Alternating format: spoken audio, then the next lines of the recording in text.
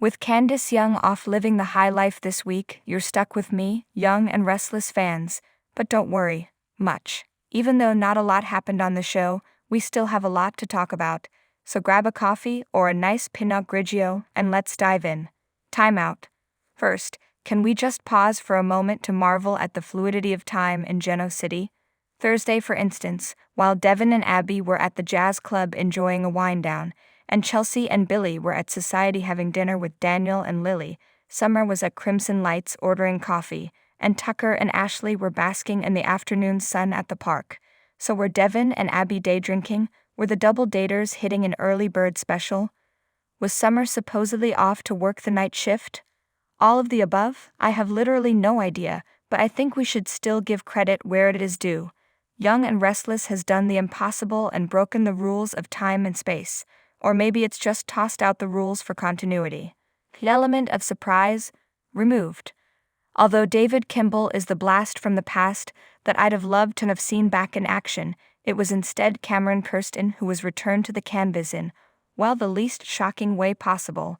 His entrance had been telegraphed so heavily, thanks to the blood-stained bottle of bubbly that he sent Sharon, that the reaction to his appearance was less, oh my god, than sheesh, finally. We can only hope that his storyline will be more surprising than his comeback. If his master plan is merely to torment Sharon some more, we've been there, done that. There is, however, a far more interesting and complicated route in which the show could go. Read about that here. Young and Restless or Dumb and Dumber? Am I alone in being utterly perplexed by Victoria and Nate? She's let a fox in the henhouse at Newman, and then insisted to anyone and everyone that she likes his ambition, the way his mouth waters as he gazes at the chickens. This is nothing like with Ashland, she protests. How's that? Because Nate hasn't lied about being terminally ill?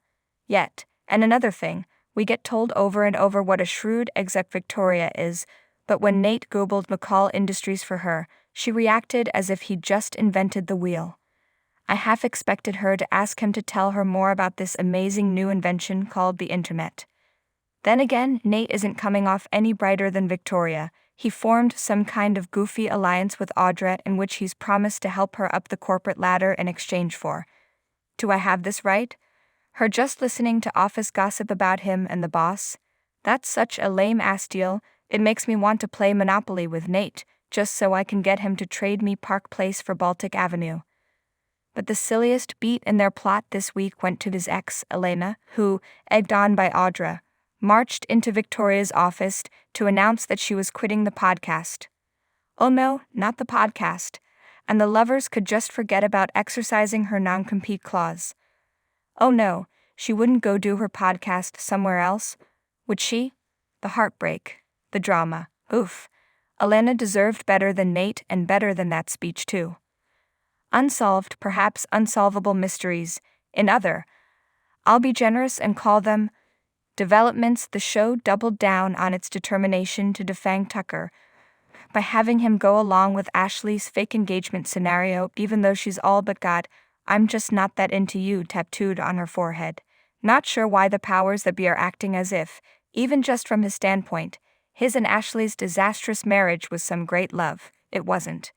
Summer spent most of the week acting like she liked Kyle even less than Ashley does Tucker. Guess Summer really is her mother's daughter since she doesn't understand why Kyle would want to get Diane out from under charges of attempted murder. For her part, Phyllis continued her efforts to establish herself as the heir apparent to bold and beautiful master of disguise Sally Spectra, the original. She also revealed a heretofore unknown knack for magic by slipping a hotel key card in Summer's pocket without her even noticing. I very much enjoyed how she leaned into Genoa City's lack of time constraints too, by texting Summer to meet her in an hour at a location TBD. How could she know that Summer could make it within 60 minutes? What if she had strayed too far from the eventual rendezvous point? No matter, this being Genoa City, where day is night and night is day. Nap time and a welcome wake-up call. I am most definitely not one of those viewers who thinks that a happy couple equals a boring couple, but Chelsea/Billy and Devin/Abby hit me as hard as a handful of sleep aids. A little wit goes a long way, gang. Real people are funny. Why aren't these characters? If nothing else, maybe the writers can turn the saccharine down a notch or 10? There is a way to do sweet without triggering our gag reflexes. The proof here.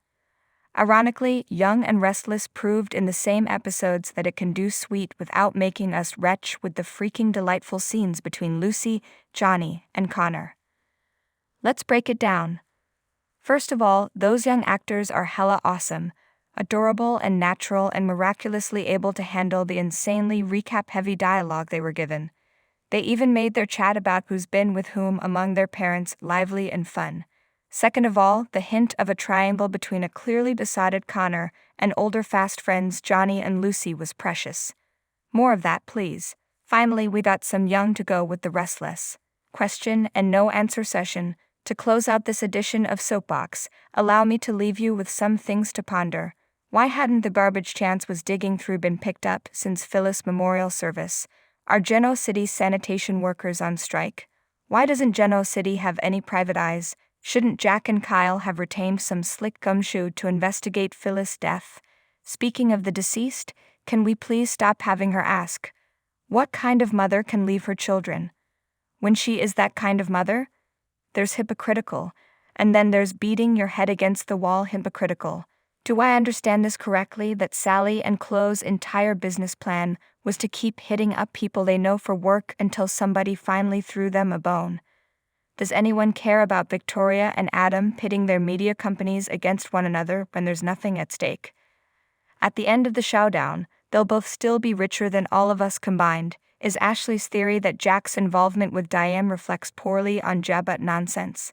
Do you know who runs CoverGirl or Sephora, or whether their fiancé is accused of murder? I don't. Are we still supposed to buy Audra as a bad girl after she admitted to Elena that she'd never even thrown a drink on anyone? Simon, that's soap vixen 101 stuff. What was Summer doing ordering a bag of carbs, when it's obvious no one in Geno City has ever ingested one? Why did Billy, Chelsea, and Daniel put their kids at not only a different table from them, but a table separated from them by yet another table?